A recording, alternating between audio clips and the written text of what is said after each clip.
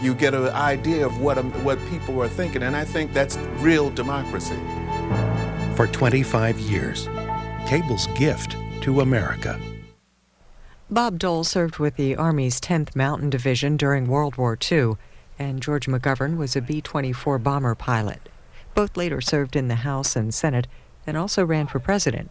The two of them shared a few stories today as part of the National World War II reunion. This is about an hour. Okay, you on? We're ready. Okay. Hello. I hope you can hear us. We're going to try to project because of this large space. I'm Mark Pachter. I'm the director of the National Portrait Gallery at the Smithsonian, and I'll be the moderator. The National Portrait Gallery is the National Museum of Great American Lives, and we have two great American lives to hear about today without question. And for everyone to know what we'll do, I hope, in the next hour, because we're expected to finish by 2. I think you need to tell politicians that, but maybe I'm presumptuous in that. But we have to finish by 2. For 45 minutes, what I hope we'll do is situate these remarkable gentlemen in their youth, take them to that point in their political career where they were going for the presidency, because our basic subject is the veteran as presidential candidate and really as politician. And then we'll end maybe with a few thoughts about what the wisdom of your experience can teach America today. That's my goal. But I'll absolutely listen to what you really want to talk about. I'd like to start by basically starting in the year 1943. And I think the toughest thing to do is really to imagine back before you knew what you knew subsequently, what the world was like. And in 1943, I think both you gentlemen, you're the younger, I think, just by a bit, were going to war. I don't think anybody's younger than Yeah, he's a youngster. Yeah. All right. So I think you're about 19 in 43. I think I'm roughly right. That's when I enlisted. And you went to war at 22? 1942. In 1940? Yeah, I was 19. Okay. So what I would like to bring up to the table now is McGovern, first of South Dakota, as a 22-year-old thinking about going to war. Who is he? What is he thinking at that point? And then a little bit about what happens to him. Well, I was watching a Philharmonic Orchestra on Sunday afternoon when they interrupted to say that Pearl Harbor had been bombed by the Japanese. I was then just 18 years of age, but I decided to become a pilot. I knew we'd be going to war shortly, and 10 of us at Dakota Wesleyan, the little school where I was in attendance, where I met my wife, we went to Omaha. We didn't know whether we were going to join the Army Air Corps or the Navy Air Corps. There wasn't any U.S. Air Force. You either went to the Navy or to the Army. When we got to Omaha, on the strength of a report that one of the guys, one of the 10 men with me, had picked up, that the Army Air Corps would give you a free meal ticket to a downtown cafeteria in Omaha. On the strength of that unsubstantiated rumor, and a ticket that was probably worth about $1, Bob, in those days, all 10 of us joined the Army Air Corps. So that's how I made my profound decision to go into the Army Air Corps.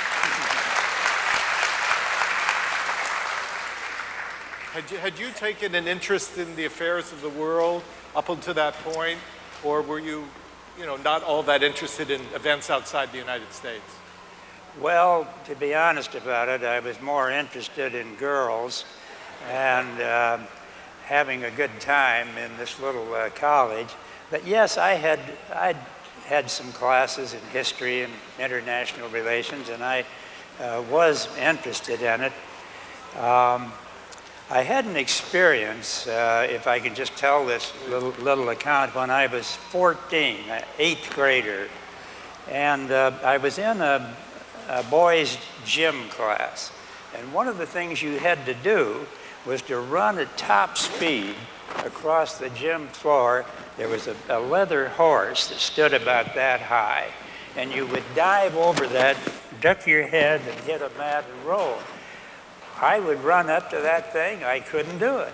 I knew I would break my neck if I went over that thing. And I hear this shrieking whistle.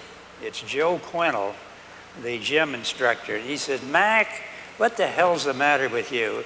I said, "Well, Mr. Quennell, you know I'd do anything to be responsible in this class, but I just can't bring myself to dive over that horse."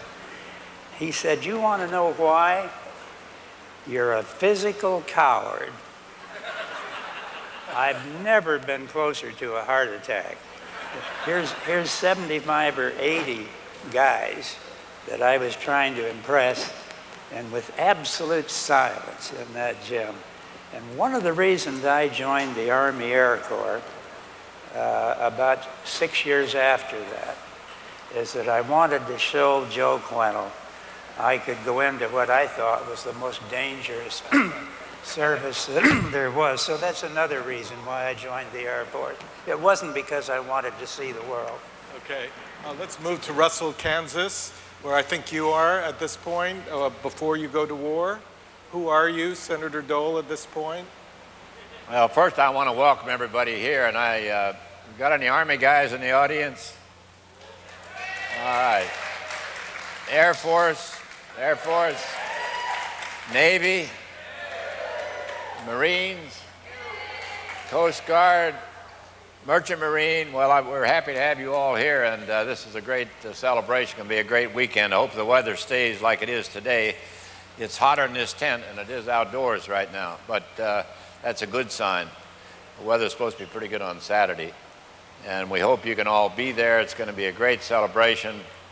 It's been a long time coming, and we regret that there are only 4 million of us left out of 16.5 million, but we're going to honor the memories of all those who served in World War II, not just those in uniform, but everybody, the farmers, the shopkeepers, the bankers, the teachers, that had to keep everything going while the rest of us were in uniform. Now that brings me to where was I? I was attending a lot of farewell parties at the University of Kansas, and very few classes at the University of Kansas. And I remember Dean Woodruff called me in one day and he said, "Bob, you're not doing much good around here." I said, "Well, I'm having a lot of fun." He said, "Have you ever thought about joining the Army?" I said, "The thought just occurred to me as you said that." So I signed up in the enlisted reserve in December 1942 and was called to active duty in, I think, April or March of 1943. And went, they sent us off to Brooklyn College, called the Army Specialized Training Program. And imagine these guys from Kansas, where it's flat, and we go to Flatbush Avenue at Brooklyn College, where people there still thought we had wild Indians out in Kansas. And it was a pretty interesting time, but we had a great time there. And then they decided they didn't need so many guys in college. They needed more of us out there where we ought to be. So they closed that program, and we went to Louisiana for basic training. And later they decided they needed more second lieutenants. So I went to OCS in Fort Benning, Georgia, class 360, and ended up in the 10th Mountain Division. Coming from Kansas, which is flat as this table. I don't know why I got in the Mountain Division, but I did.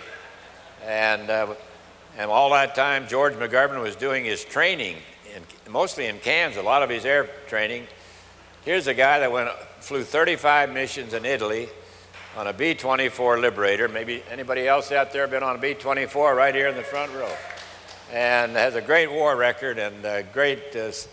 And you may wonder what the two of us are doing here. He's a Democrat and I'm a Republican. We both ran for president and lost. Well, that's, you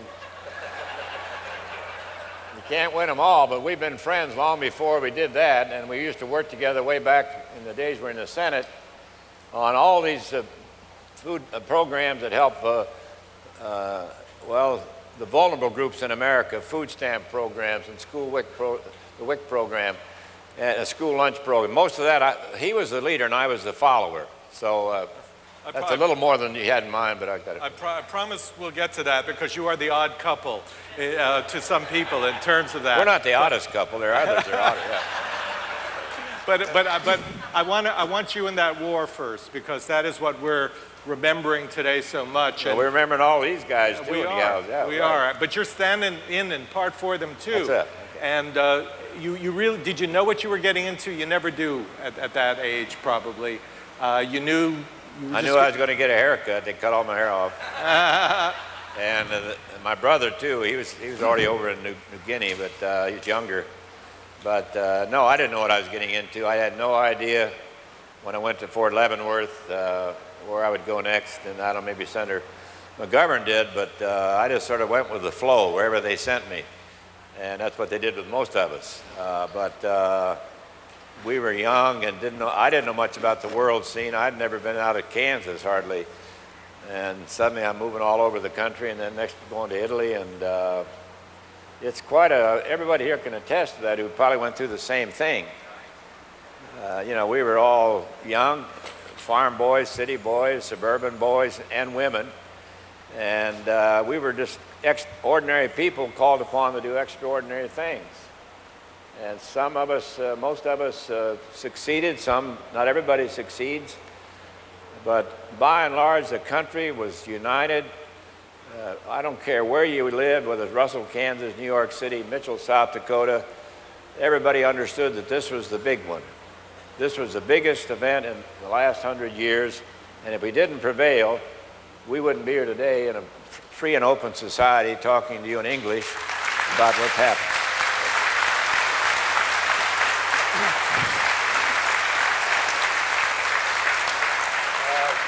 Mr. Packer, I want to ask if I could just read about a page and a half. I'm an old history teacher, and this is a book by McKay Jenkins called The Last Ridge. It's about the mountain troops in World War II, one of the most dangerous parts of the service. Let me just read a few paragraphs. Bob Dole had been assigned to I Company of the 85th Regiment and sent to the Apennine Front, where at the age of 21 he had taken over a platoon for an officer who had been killed in action. From the beginning, I Company had had a particularly bad time of it. Of the 200 members of the original company into which Dole was assigned, only 17 would emerge from the war alive and unhurt. 17 out of 200 made it.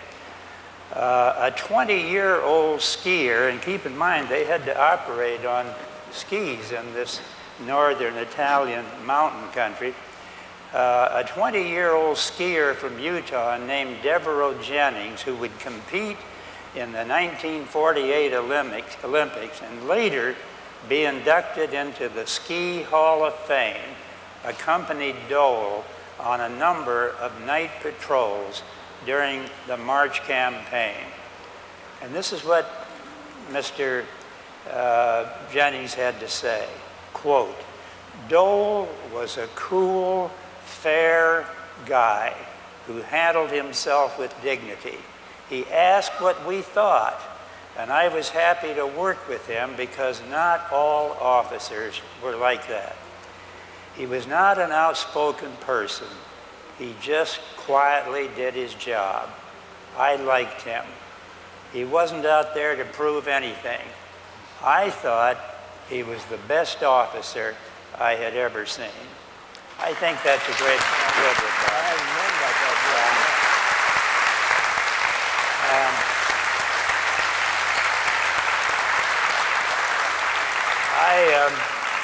I won't read any more other than to just tell you that in rescuing his radio operator and trying to safeguard some of his other men, Bob was savagely wounded, hit by a piece of shrapnel that just about tore him in two.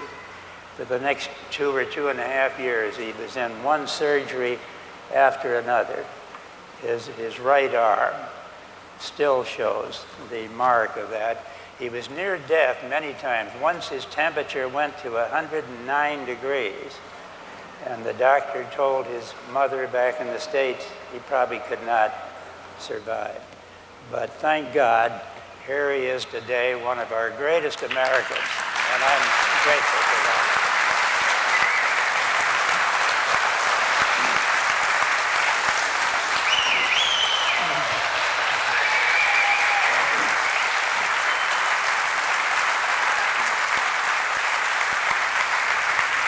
Vital thing to say. I won't read a comparable passage, but all of you should know that Stephen Ambrose wrote an extraordinary book not only about George McGovern, but using George McGovern as the personification of the same sort of tradition of determination, courage, literally under fire, and leadership. It's called The Wild Blue, The Men and Boys Who Flew the B-24s Over Germany. So you'll find, I think you've got some. Oh, well, you're close. The extraordinary thing for those of us who followed you, never equaled what you did, but followed you. I was actually born in 1943, so I don't have memories of the war. I'm just a product of the war. But in that, what we constantly say, and your generation often minds are saying, is that what you did was extraordinary. I mean, you know what you did was great for the world, but there's a kind of modesty in your generation, in part because it seems as though you never doubted that you should do it. There was no decision to do it. You just said, there's a job to be done, and I need to do it. Was that the attitude that you remember among your colleagues and fellow vets? Start with you. Yes, I think there was never any doubt in the mind of any soldier, any sailor, any flyer that I met, any Marine, about the justice of our mission in World War II. We've had arguments about some of the wars since then, but in World War II, it was quite clear that Hitler and his allies had to be stopped. I don't think Western civilization could have survived if we had let this madman continue to rage across the face of Europe and God knows where else. So that was one big advantage we had in the Second World War, is that everybody, people at home, the people, as Bob mentioned earlier, and the people abroad, we all felt this was an absolutely important thing that we do. We were proud of what we were doing, and I, for one, have never had 1 minute's regret about participating in World War II and carrying out the bombing campaign that was assigned to me. Senator Dole, I know from your career you believe the same thing, but did you find that there was never any doubt in anybody's mind who went to war with you and your generation that this was something that had to be done? Well, I think it was very clear because we got into World War II very late, and a lot of discussion in Congress that we're sort of an isolationist country at the time, and Roosevelt had made a statement that he wouldn't send American boys overseas, but he did later, and I credit him for it. Because had we not entered the war, and I think I'm not a history professor like Senator McGovern, but had we not entered the war, I don't think the Brits could have succeeded. I mean, they needed our help desperately, and it was Britain standing alone after the fall of France. And I guess, General Mark Clark never did call me. He never asked for my advice. He was a 5th Army commander. Of course, there were probably about 20,000 second lieutenants running around. No, I think, as I remember, the people in my platoon, and many of them are now gone. In fact, most of them are now gone. A couple are living on dialysis. And I think we were, from all over the country. That's another thing about going into the service. If you're from Kansas, you get to meet people from every part of America. And you make a lot of friends. You learn a lot about California or about New York or about Brooklyn or about wherever you've been. And the same overseas. Many of us have never been outside our own states, at least in my case. And so suddenly we're sort of a world traveler. But I think the thing that really I remember about World War II, it was the beginning of integration. When we integrated the armed forces, and it was when women started into the workplace, was really heavily in World War II. And those two big things changed the country. And then when we came back, the biggest single piece of legislation that this country ever passed that had such an impact was the GI Bill of Rights. I bet there are a lot of guys in this, right there. There are a lot of us poor guys. My dad wore overalls to work every year for 42 years and was proud of it. We didn't have any money for anybody, four of us, to go to college, but the GI Bill came along, so a lot of us had a chance to go to college. And that bill was put together here in the Mayflower Hotel, room 350, by some Legionnaires and VFW guys. At the time, the commander was a guy named Harry Calmery from Kansas. And I've been down there about 2 years ago. They had a little memorial service. But, you know, a lot of good things have happened. And it's not all gloom and doom. We sometimes get carried away with all the things we were doing, how we got hurt. And we had a lot of fun, too. I think most out here, you know, not every day did we just sit around and worry about the next day. We went to town and even drank beer, you know, things like that, and saw a lot of sights. And I thought it was a great experience. I didn't like the end, but the beginning was good. How, and I would like to ask each of you this, the war changed the world, it changed America, and it changed each of you in your life. I want to get to what effect the war may have had in the future career that you each chose. Maybe starting with Senator McGovern, how much did your war experience send you in a particular path? Well, I'm glad that Bob mentioned the GI Bill, because that was a turning point in my life. I didn't have any money. My wife had given birth to our first child while I was gone. I didn't see her until she was 6 months old. So I come back to a wife and child, and I wanted to go to graduate school. I wanted to become a college history prof, and here's this wonderful GI Bill. I couldn't believe it when it was explained to me. I signed up for that and went all the way through to a PhD in history at Northwestern. I can say flat out that I would not be here as a long-time United States Senator and the nominee of my party for president in '72 had it not been for the GI Bill. Now that's enough to convince some people the GI Bill was probably a bad idea. but I think Bob would agree with me that both of us benefited enormously for it. I said here a while ago that I had no regrets at all about World War II. I want to make one minor correction. I was interviewed on Austrian television in 1985 on the 40th anniversary of Austria's signing of the peace agreement at the end of World War II.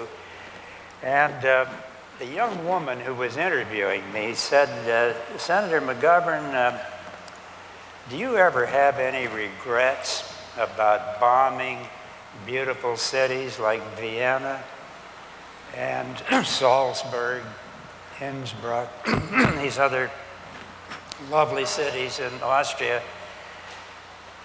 And I said, well, you know, Austria was allied with Hitler.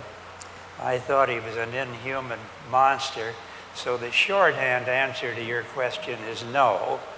I don't have any regrets about helping to smash the Nazi war machine.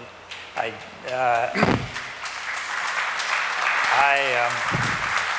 said there is one incident that I've regretted. We were hit over a target and lost 2 engines. And we completed the bombing run, and then I had to drop out of formation and start coming down. And the boys in the back end of the plane called up and said, we've had a bomb that is jammed in the bomb rack. We had 10 500-pound bombs. One of them has stuck in the rack. I said, well, you guys got to get rid of that.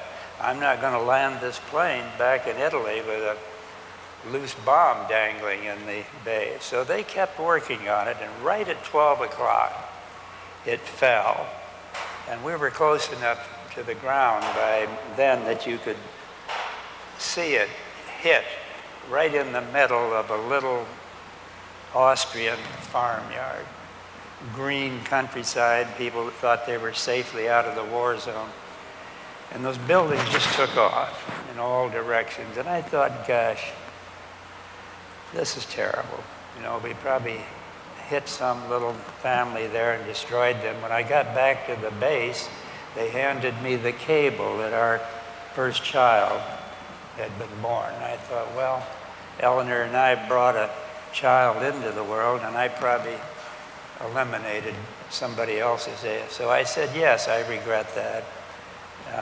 That night, an elderly Austrian farmer called the television studio, and he said, I wish you would tell the American politician who was on television tonight that that was my farm.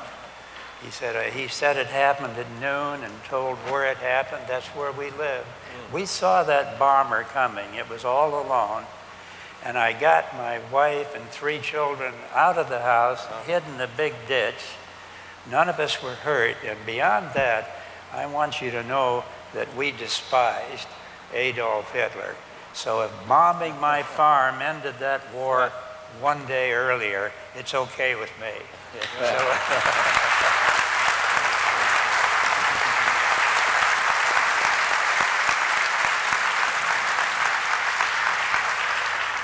We have so little time that I want to jump to what I think most people here would agree is a fundamental question. See if you both agree and want to answer it.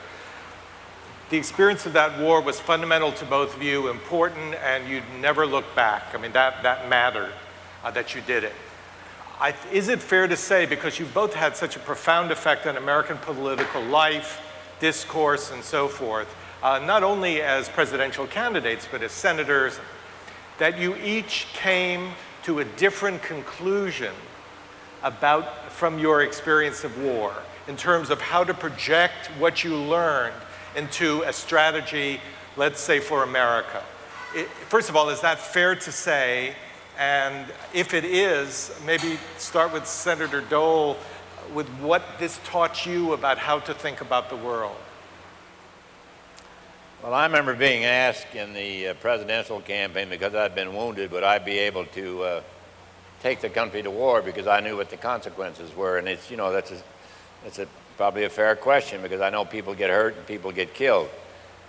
I remember in the McGovern campaign, somebody referred to presidential candidate George McGovern as a coward. Can you imagine this guy being a coward after 35 missions? But that's how how low some people can get in a political campaign. It's totally false. This guy's an American hero, like many of you out in the audience. But all these things happen, but they do have an impact on your life. We had our disagreements on Vietnam. They used to have what they called the Cooper Church Amendment, and I was supposed to go up there and fight it. I ended up voting for it. I mean, those guys convinced me that maybe I was on the wrong side. And so, yeah, we had our differences, and we had, you know, debates, and not because he's a Democrat and I'm a Republican, we just had different ideas. But many areas we had the same ideas. When it came to farm programs or food programs or civil rights or whatever that was, we're pretty much in accord. But I think the question of, you know, when do you take a country to war? That's exactly. A big, big question. That's the essential one.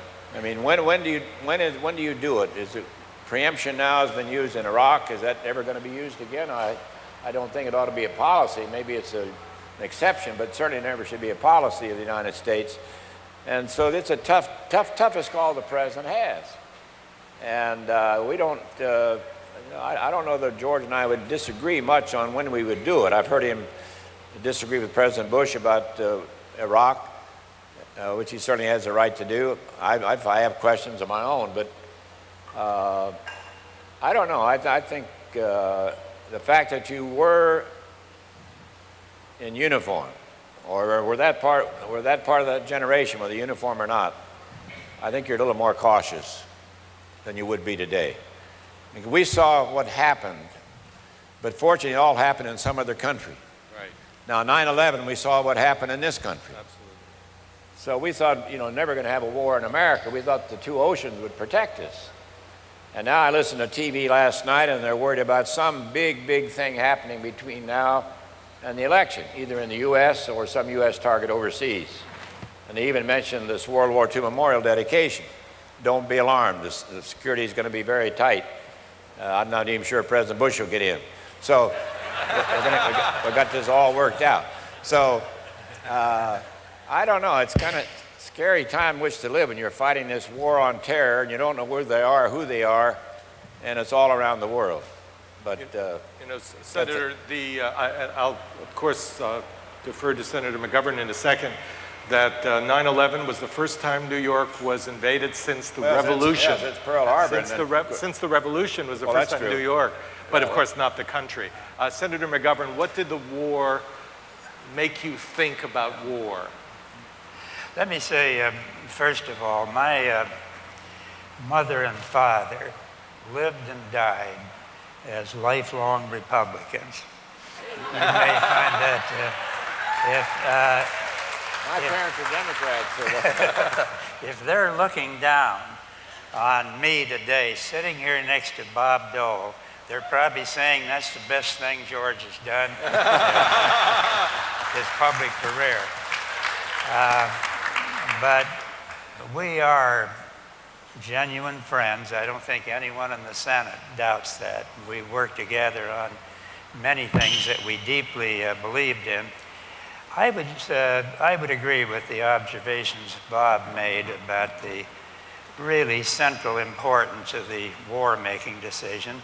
That's a decision where that is not only a war-making decision, it might be a decision that this war is not for us. You have to look at it both ways.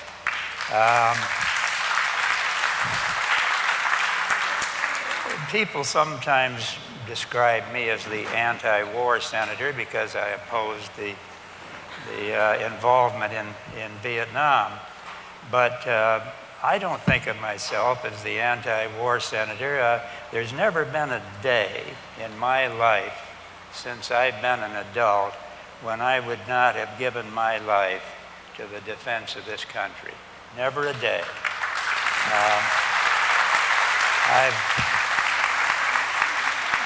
I've never doubted that I live in the greatest country on the face of this planet. And that's a faith I've always had and I'm sure always will. That doesn't mean I'm happy about every policy. But one of the great things about this country is we have the right to dissent on policies that we think are not in the national interest. On some of those questions, Bob and I may have had differences, but I have never doubted that if he made a decision to take this country into war, it would be after the most careful thought. The old British conservative, oh gosh, Bob, his name slips my mind. No, not Churchill. It was before that. It'll come to me here eventually, but I'm getting up there at that age. He said in the British Parliament one day, a conscientious man will be cautious how he deals in blood. And that's all I ask for from my leaders, to be cautious.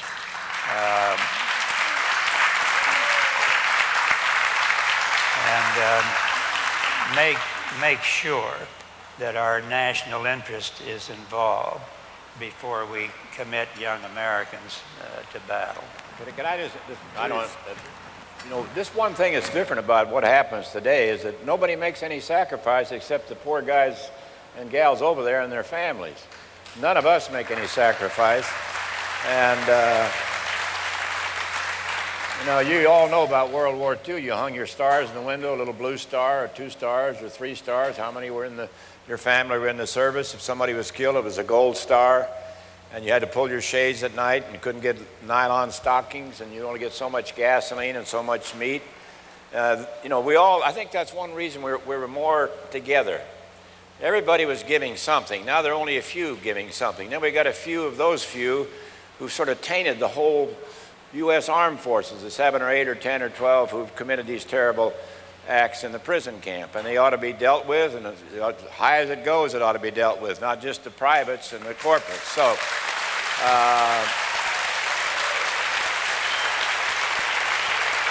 but I think we don't want to get the impression that that's what the U.S. Armed Forces is all about, whether you're in the air, the Navy, the land, merchant marines, whatever it is, or what we were all about. I assume there may have been some acts of atrocity in World War II. I don't recall any of my own, but there are always some people who go a little haywire when they're under a lot of pressure, and maybe these things happen. But I just hope and pray that we keep our faith. If we lose faith in most everything else, keep our faith in young men and women who are preserving our liberty and freedom every day all around the world.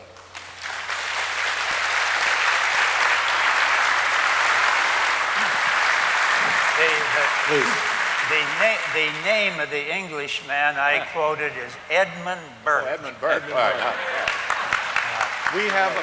We have about 15 minutes left, and so I would like to give the audience a chance to ask. This is an extraordinary opportunity to ask these gentlemen something. Sir, you behind, and then the guy before you, and then you'll come next, please. And if you could boom out the question. Yeah, we don't hear very well. 1931, Japan invaded Manchuria. 1939, Germany invaded Poland. They both had something like 10 million troops.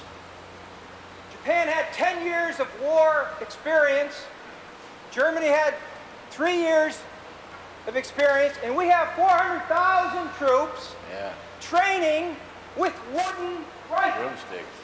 And President Roosevelt said, speak softly and carry a big stick. That was petty.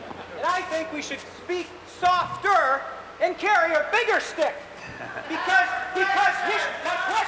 my question is, Yes, please. the wisdom that we have at that table, how would you prepare the generations of America to come to know the importance of a strong military? Well, that's the question. Maybe another form of it is, how would you prepare the generation to come in terms of these issues? If I could start, I think we have peace through strength. We don't want any territory. That's not our quest in America. We're not out trying to gain. But we want them to know we were at a great disadvantage. I was one of those walking around with a broomstick, thought it was a rifle. So I know what the shortage was all about. We weren't prepared for anything. And Roosevelt, to his credit, even though he was catching some flack, got some members of Congress to go along. In those days, you could call members of Congress down to the White House and tell them, we got real problems, and they wouldn't run out on the first chance they get and talk to television. That's why you got a lot more done in those days with presidents and Congress. But I think as long as we're strong, and we can waste a lot of money in defense, but I think we've got to find the right balance. It's going to help the future generations. We're not going around looking we can't kick every sleeping dog, as we say out in the Midwest. We can't be the world's policeman. But sometimes there's a vital U.S. interest involved, and we have to be at least in a position to respond. May not respond, but we have to let them know, as JFK did in the Cuban crisis, that if necessary, we can do it. Senator McGovern. Well, when I signed up in April of '42, I wasn't called for another year. And the reason was they didn't have any training planes, they didn't have any airfields, they didn't have any instructors. When I say didn't have any, I mean there was a critical shortage of all three of us. So it's almost a full year before I was told to report for duty. And even then, there were very few Army flight instructors. I had an old civilian bush pilot from Oklahoma, Herb Clarkson. And he was a marvelous flyer, but he had never flown military aircraft. What he did have was a huge supply of big cigars. And he would light those things up and fill that cockpit with smoke and then ask me to perform. He was actually, I don't want to make fun of him. He was a great instructor and probably saved my life many times in later years. But the point is, I would never want to see this country move to that level of unpreparedness. We just weren't ready for combat. Now today we are. I think Bob would agree with me. We have the best fighting forces in the world. In the Army, they're well equipped. They have the best equipment in the world, the best tools, the best instruments. So we're in good shape now. And I think that we don't have to worry about the American people being responsive to any challenge to our national security or our national defense. We learned that lesson in World War II. We've learned it in other conflicts. And I'm confident we're capable. Now that doesn't mean that as a senator, I always gave the Pentagon a blank check, not by any means. They need to be watched. They need to be disciplined. They need to have the legislative body looking over their shoulder when it comes to the size of their budget. Nobody believed that. And nobody believed that more than the late President Eisenhower, a five-star general, the only one ever to serve in the White House, with a possible exception of George Washington. And both of those generals were very much aware of the need to have some kind of check and balance on military outlays. Yes. Can I just say one word? Yes. Well, one of George's best buddies and flew with him every day was a guy from Wichita, Kansas named Bill Rounds. And if you read the book or read about Senator McGovern, you read about this Bill Rounds. He's one of these practical jokers who would do most anything, like knocking down your tent with his Jeep and getting you arrested. I think, not arrested, but in trouble the first day he arrived at the base. But that's that Kansas independent spirit. Okay, please. Remember, I'll look over here. Yes. Please. Very loud, please. Senator McGovern, I'm a World War II reader, and I've read that the English and the American Air Force had a difference of opinion as to the best time or the best objects of bombing. The English preferred to break the German spirit by bombing their cities, and whereas we preferred to bomb industrial sites and factories. And I was just wondering if you share, was that a matter of policy or individual choice? And what would be your thoughts on what was most effective in bombing?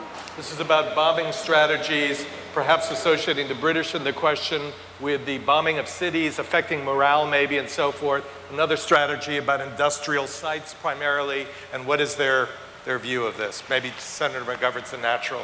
I think the two countries came at the bombing campaign from a different experience.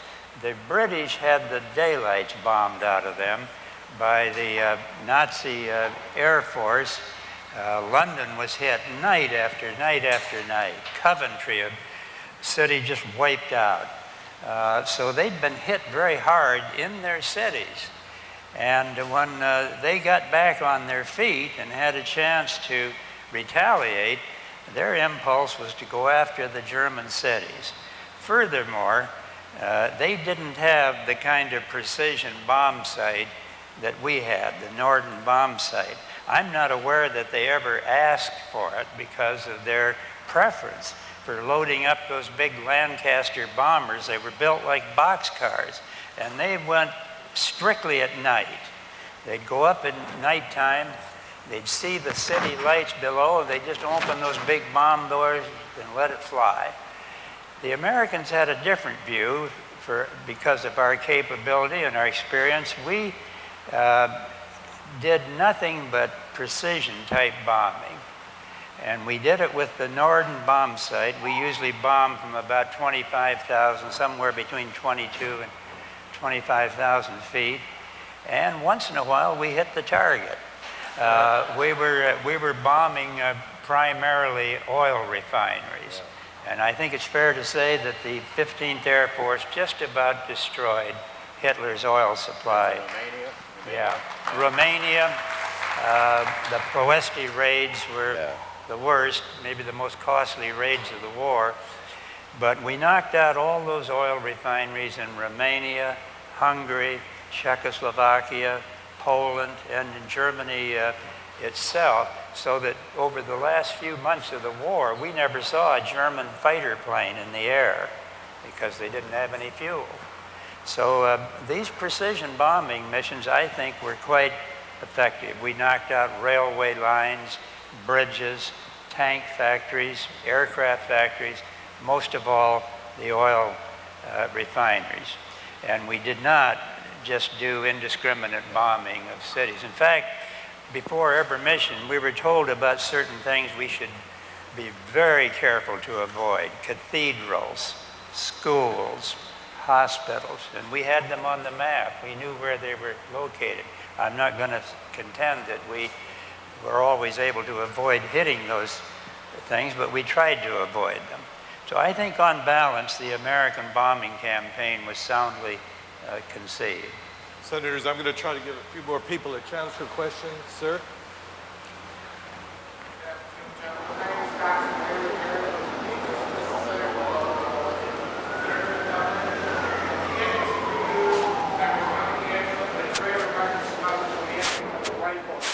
So I had to stop it. But Senator Dole, my question is, but I want to tell us if I'm in Washington.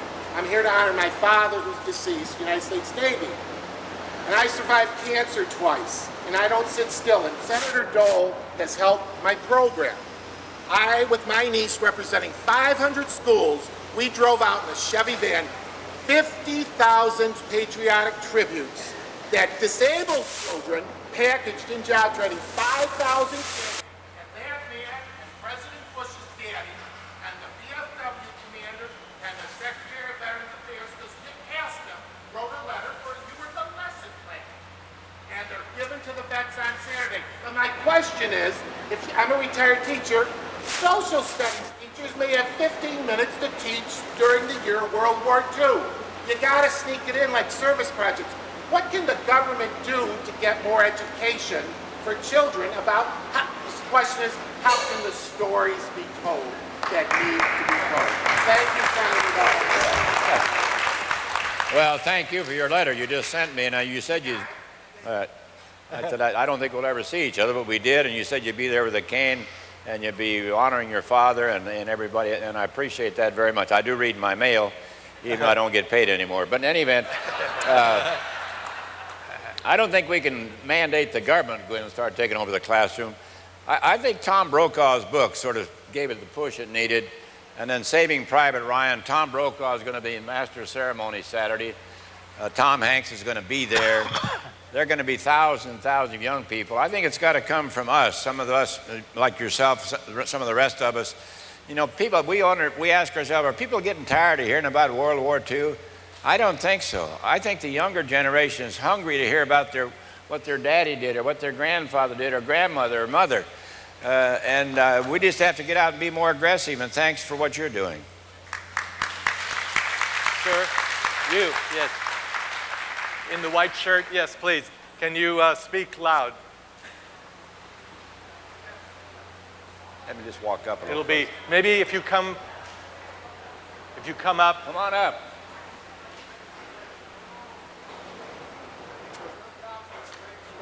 Power in the world. Our problem now is defending. He's going to have to get the microphone to you. We can't hear you. Oh, it's not a microphone? There's no doubt that we're the greatest military power in the world, and I'm very proud of all these young men that are doing such a great job. I would like to see the... I'll try to repeat it if I can just hear. I would like to see government, the educational system, include in our high school now, as they did in World War II, when we needed naval pilots. They started a program, junior, senior year of high school, to prepare them for naval aviation. When they went to Great Lakes Naval Air Station, they went directly into pilot training and became naval aviators. The school system now could give training in all the different forces in specific skills that they need for policing the world, like they're doing now, because they're not trained to police. I'm a former Marine. We was not trained to police the world. Okay. But so I think Senator Dole, have you heard? Basically, this is a comment about training for the current generation to do the policing. Initiating military skills. Initiating military skills. To the students in high school, junior, senior year, and a voluntary enlistment upon graduation for 2 years. Okay, it's a proposal basically for the last 2 years of high school, voluntary enlistment, right. Fill these requirements that they need now. They Right. don't need any more. I think that it's, please, as long as it's voluntary. I mean, there are people who have that interest, and you know, there's some textbooks that don't even mention World War II anymore, and we're getting away from history pretty fast in this country. But I think it's a good. I don't know how many ROTC programs are left on campuses. A lot of people sort of drove them off campus here 10, 15 years ago. But it's an idea. I don't know how you get it started, but at least we've planted a seed today. Okay, let me, this is very gender relevant for me, but I'm just wondering if there's a woman in the audience I'm not seeing who has a question. Okay, yes, please. Yes, sometimes it's hard to see. And again, it's going to be a question of my hearing you. Now walk on up a little closer. She's speaking. Good, thank you. Yeah, right. Right.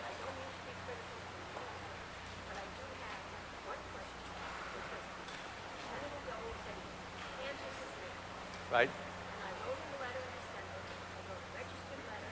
It was signed, received it, someone in his office received it. I never received a response. My question is, at the dedication ceremonies, there was no mention made of Colonel Tibbets. Colonel Tibbets. And what he did for this country. And many of these vets here would not be alive today if it were not for Colonel Tibbets. I relay that. Concern based on the fact that she has written before to you, she says, but this is her basic concern, that in the dedication ceremonies and all that she's heard, there has not been enough attention paid to Tibbets. Tibbets, the Enola Gay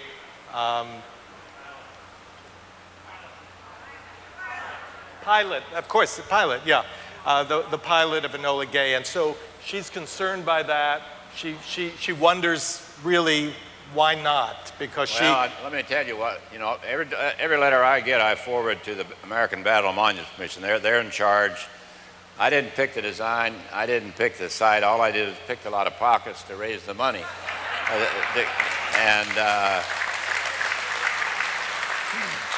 I've had, I don't know how many requests that please mention this in your speech or this in your speech, or please try to help Admiral Kimmel, the Pearl Harbor, and General Short, who were, you know, court-martialed. What about Bob Hope? You don't have any mention of Bob Hope. There's nothing out here for Bob Hope. There's not a single statue anywhere of anyone. We were trying to keep this dignified, simple, a place of reflection about war and peace, not about peace and strength, not about war and conflict.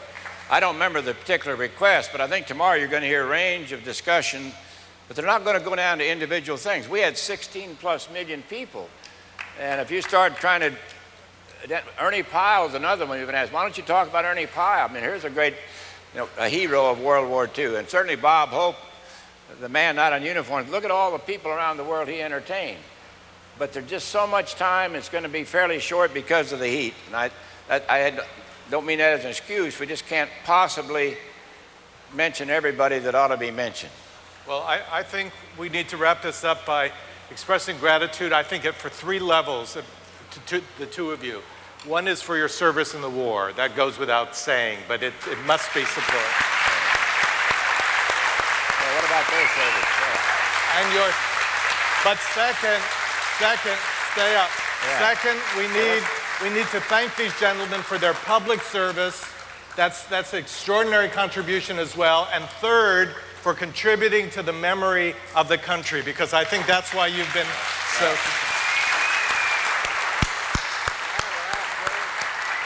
You want to... Senator Dole would like to make a concluding remark. Yeah, how many non-family or family members are here in addition to their fathers? See, that's what's so great about this. I've been out there a lot the last few weeks, and I've observed since it's been open that the veteran comes, but also maybe a daughter or a granddaughter or the widow comes, and it really is, it's going to be a very emotional day. There's a strong father-daughter, grandfather-granddaughter bond that I never really realized before, and you know, it speaks well of all the people who are here. And I think George and I want to thank you for your service. You've thanked us enough for our service, but thank you for your service, and God bless America. That's the final.